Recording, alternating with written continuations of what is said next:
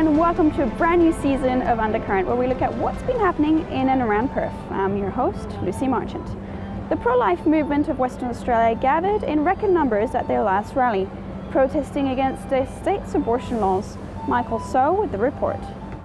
On the 20th of May 1998, the practice of abortion was legalized in Western Australia. So around this time every year, a march and rally for life is held to remember the unborn babies since then. So David, tell us about some of the work that you do for the Coalition for the Defence of the Human Life.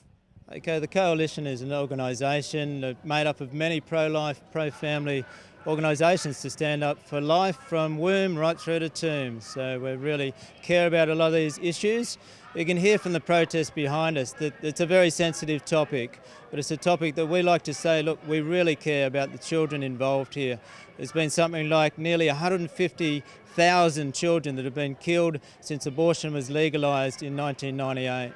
We really want to say, look, we care about those children. In the last few years, you would be aware that we've been trying to find out why are these late-term abortions being allowed to happen in our state. Because due to the investigations that we have done as a group of pro-life members of Parliament, we are aware that they have been occurring for conditions which are compatible with life, like dwarfism, spina bifida, Down syndrome and the like.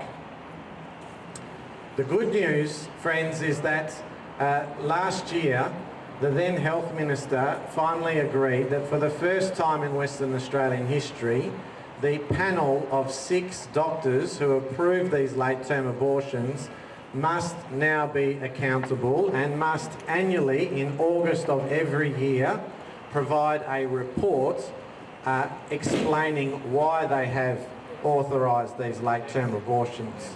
And I want to thank you, because without your support coming here each year, without writing, without the petitions, it would have been impossible for us to get that level of accountability, because I can tell you the only reason that it's happened is, humanly speaking, the only reason why it's happened is just out of sheer perseverance and the Minister in the end being fed up with inquiries on this issue. So I want to thank you for your support on this. What brings you here to the steps of Parliament House, and how do you feel to be amongst 1,500 people in making a stand against abortion?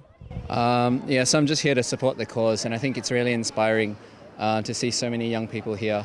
And, it's just, so many people who really believe in it and who have taken so much time out of their day to come down. I think it's an amazing thing, and hopefully it'll continue to grow. So, Josh, why do you think young people these days are pro-life? What do you think makes them have a position of being pro-life? I think young people now are a lot more informed, and they can make better choices and better decisions about their positions that they take in society on issues like this. And so people, young people are more informed, and I guess like when you find out the truth, you want to act on it. I think young people in this generation are really inspired to keep acting on what they believe, so I hope it continues. All right, Mr. Abetz, how do you feel about seeing 1,500 people here tonight on the steps of Parliament House getting the big message known to the rest of the city? Look, I think it's most encouraging because, after all these years, it would be easy for people to give up, but the fact that this is the biggest crowd yet indicates that this issue is not going away, and that the passion that's in the community for looking after our little ones that are as yet unborn is still very strong in our community, and I'm very grateful for that, and I find it very encouraging. Do you think the politicians and health organisations will do much to end the practice of abortions? What do you think? I think that women who find themselves in that circumstance and girls who find themselves in that circumstance need our support, and we need to get a message across that the community is prepared to support them to keep their babies. And people are here because they believe that human life starts at conception, and they value human life and they want to support it. And I think for everyone that's here, there's no doubt thousands more people at home that would like to be here supporting this group. Tonight we saw a record crowd of some 1,500 people here on the steps of Parliament House, and they all came with one clear message, that is, abortion is not acceptable. Even the pro-life politicians that addressed the crowd tonight agree with that. Michael So reporting for Undercurrent. Cape Peron is a headland located in Rockingham. It's known for its beautiful panoramic views, beaches and limestone cliffs. Until now, the land has been protected from commercial development, but this could all change. Detchen with the report. The Hands of Peron Group is a not-for-profit association that has been working to build a campaign against the state government's plan to build so-called Mangles Bay Marina at Point Peron. I have here with me Mr. Ambrose Canines, who is a lawyer with the Hands of Point Peron Group, and Don Jacks, who is the founder as well as the spokesperson of the Hands of Point Peron Group. You prepared a 600-page document campaigning against the state government's plan to develop the so-called Mangles Bay Marina at the Point Peron. If you could just give us a gist of some of the most important points that the people need to know. Well, it's a proposal to bulldoze a third of Point Peron for a private canal housing estate. We're talking about publicly owned land here. We're talking about land that was earmarked to be a coastal park for future generations in accordance with an agreement between the Prime Minister Menzies and Sir David Brand in 1964. So our community group has been working to stop this outrageous scam to steal our public land under false pretences of promising a marina, when in fact we know it will end up being no more than a housing estate, because there's no obligation for them to build this so-called marina that they're using, touting the proposal as being why they want to rezone the land from current parks and recreation to urban. So I understand that the state government has approved the Marina Bay, and the next step for them now is to get the MRS through. How crucial is that for the project to take off? Well, that is crucial, because at the moment that land down there at Point Peron is zoned for recreation and parkland. It's not zoned for housing or for a marina. Those things cannot happen there without a change to the Metropolitan Region scheme. That is why we are telling the government that it would be the wrong thing to change the scheme, and we are showing them the evidence why they shouldn't change the scheme.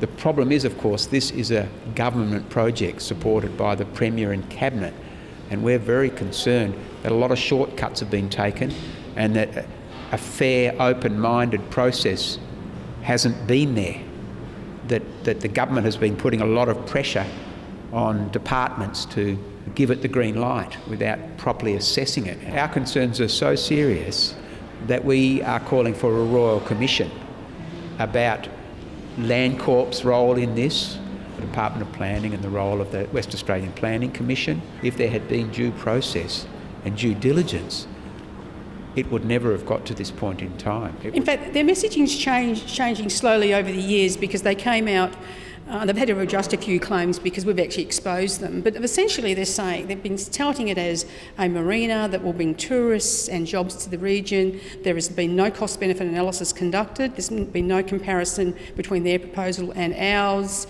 They're essentially promising something that they do not have to deliver. There is no contractual requirement for them to actually build the marina. I mean, I got involved because I have a background in civil construction. I'm a concerned local resident, and I could see when I heard about this straight away, when I saw the plans and I saw the proposed site, which is completely unsuitable, that from an engineering point of view and therefore financial point of view, it just wouldn't be feasible. And over the years it has worked out that all they're after is the land. That's the key, to make profit.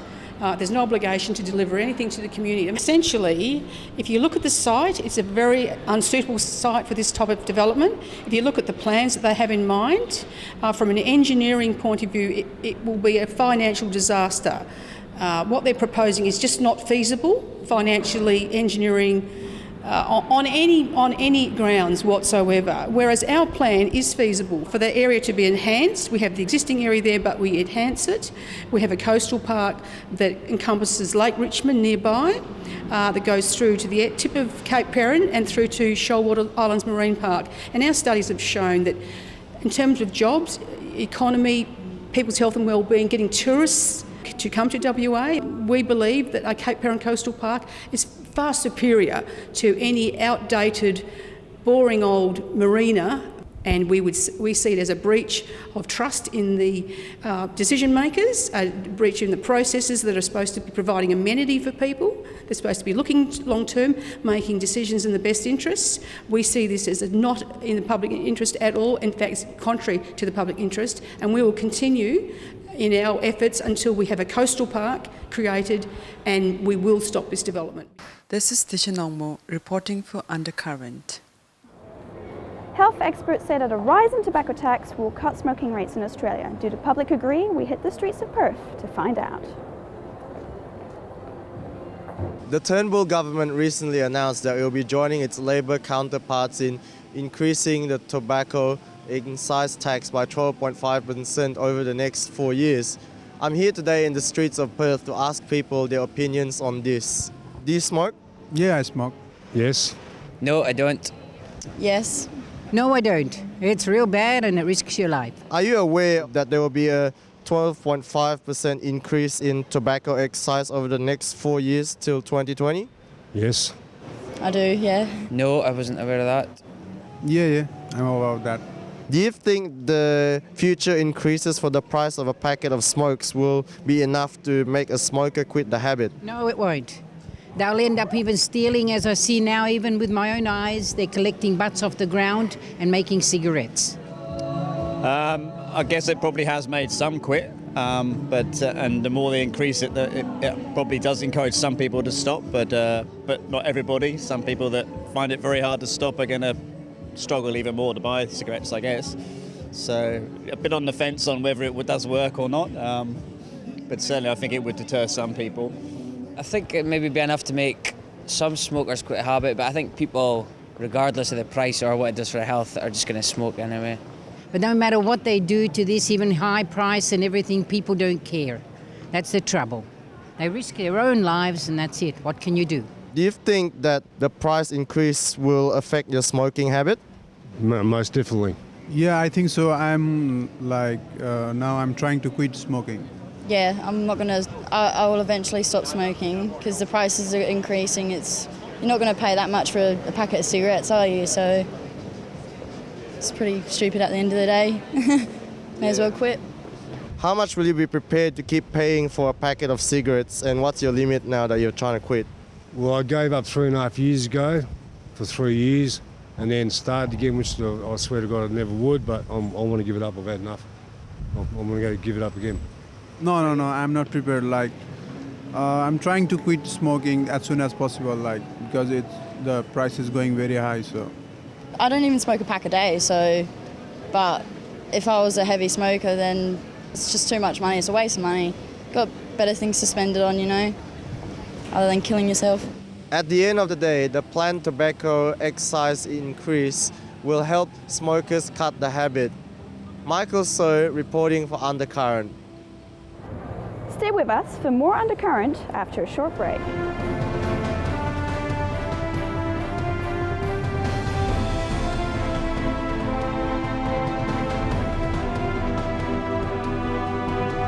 Welcome back to Undercurrent. Thousands of West Aussies celebrated WA Day on Monday the 6th of June. Elizabeth Quay was the highlight and it showcased WA food, music, arts, sports and culture. Hello, we're at Elizabeth Quay on Western Australia's very own public holiday, WA Day. It's held every year on the first Monday of June and it celebrates all of the great things that Western Australia has to offer. Our diverse community, vibrant culture and beautiful landscapes. And today we're at Elizabeth Quay to check out some of the events that are being put on for us. Come with us, let's check it out.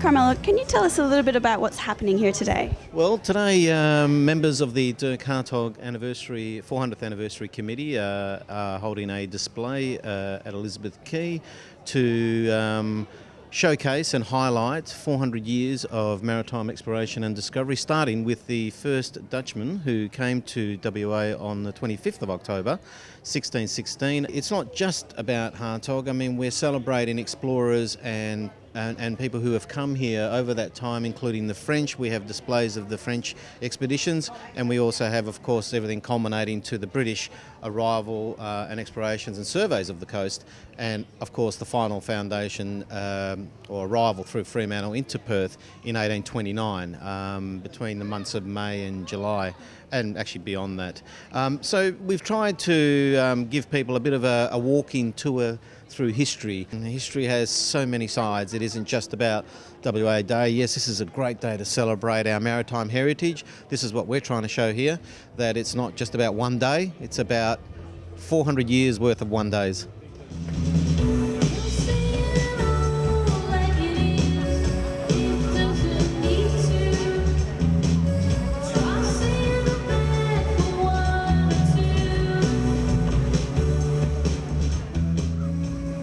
Can you tell us a little bit about your workshop you have today? So actually this morning we had a coaching clinic for kids, adults, all ages, and then from 11 to 2 we have some multicultural games. So we had teams from Samoan backgrounds, Indian backgrounds, Mauritian backgrounds, Italian backgrounds, and yeah, so we just invited them to come out and have fun and just play.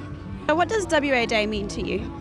WA Day is an opportunity for everyone to come out, celebrate Western Australia. We're a melting pot of different cultures, and it's just a day for us to just meet new people and just enjoy all that there's to offer out here.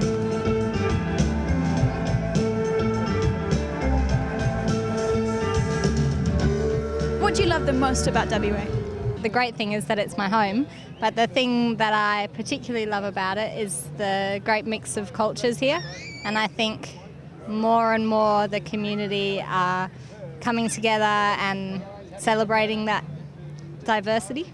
We love the new Elizabeth Quay and having all the activities and things. It's brilliant. I mean, for us coming from England, it's beautiful to have so many activities and things available for everybody to do, the general public. So yeah, we love it. We come down every year. I think it's nice to see all the families out, you know, and the children. Bit of music. For a long time working, you know.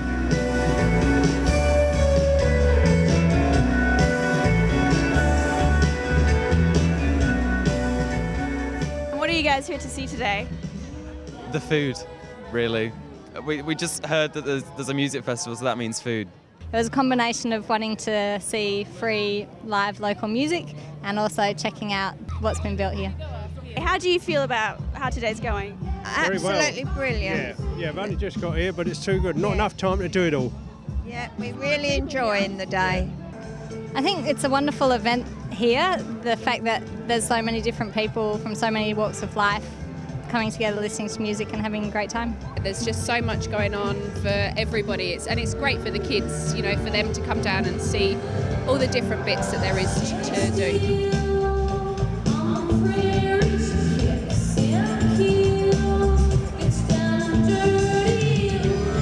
Everyone's had a brilliant time here at Elizabeth Quay on WA Day. Rain or shine, they've enjoyed it, and so have we. Lucy Marchant reporting for Undercurrent. The Miss Africa pageant in Perth celebrated its 10th anniversary this year. 17 women from diverse African countries showcased their beauty, culture and fashion. Our Undercurrent reporter Buki went to check it out. We're here at Mount Lolly at the Astor Theatre covering Miss Africa Perth 2016. It's the 10th year anniversary. It's going to be filled with lots of African culture, fun and food and drinks. I'm so excited. Congratulations on the 10th anniversary of Miss Africa Perth. Thank you so much. How are you feeling today? I'm feeling fabulous. It's really a great event. And yeah, we've come a long way and it's fabulous. You can see the energy in the room. Tell me, how did all of this start? It all started by the ambition, I can call it. Instead of calling it inspiration, it was the ambition to develop young African leaders in Australia. And so we established this mentoring program to mentor, to coach, and to just celebrate the energies of the youth in Australia, but also to create African youth ambassadors. You're doing a very great job at doing this. And so where do you see this going in the next 10 years? In the next 10 years, what we are hoping to do, not even 10 years, before the next 10 years, we want to see the Miss Africa diaspora. And we are already talking to different countries to see how we can establish this. Yeah. So the next one will be the Miss Africa diaspora coming soon. We have Elizabeth here at the Astor Theatre. What will you be excited to see today? I'm really excited to see all the girls in their dresses and the African music. Yes? You enjoy African music? Yeah, I love it. Thank you. Hi, Sami. Hello. How excited are you to be here? I'm so excited to be here. It's amazing. It's going to be a very exciting night. What are you excited to see? What's just African dancing, the girls performing, And now, the moment you have all been waiting for. Also from Kenya, Shiko Karaoke!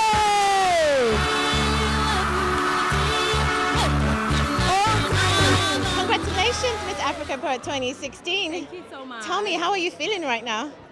I feel so overwhelmed. That's the word that I can use, because I didn't really expect it to be this intense.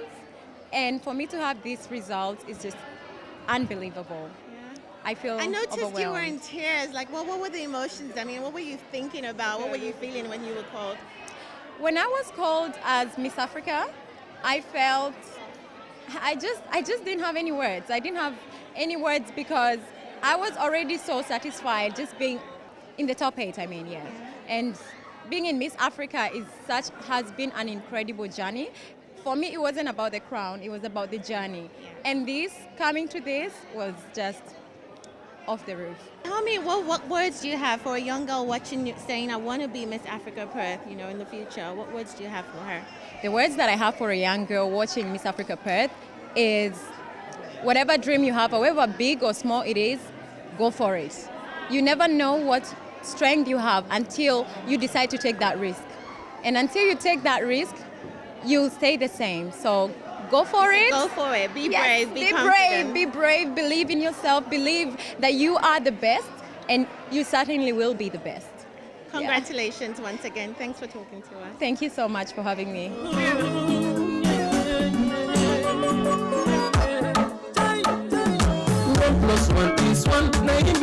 Ricky Agwala covering for Undercurrent. Date with Disaster is a solo art exhibition at the Free Range Gallery here in Perth, and it explores fascination with havoc. Angela met with Jen Garland, the artist behind the works. The youth of today have a fascination for yesterday, and history is now coming forward. And this exhibition, Date with Disaster, is looking at how history has shaped the future, and the future will then carry on and then become the past again. And we met up with Jen Garland, the artist, in her exhibition, Date with Disaster. Hi, so my name's Jen Garland and I'm a visual artist. Predominantly have worked in sculpture in the past, but I've sort of moved more towards painting for this exhibition. I have a background in science, so I used to work in climate change research, and so a lot of my scientific research is sort of poured out into this exhibition. It sort of embodies some of my fears and preoccupations about the future. And I just came back from a residency in Leipzig in Germany, and some of the kind of post-industrial landscapes that inspired me in Germany are also featured in this show. So the name of the exhibition is Date with Disaster. The title, I suppose, was representing my fixation with disaster. Date has, I suppose, a dual meaning.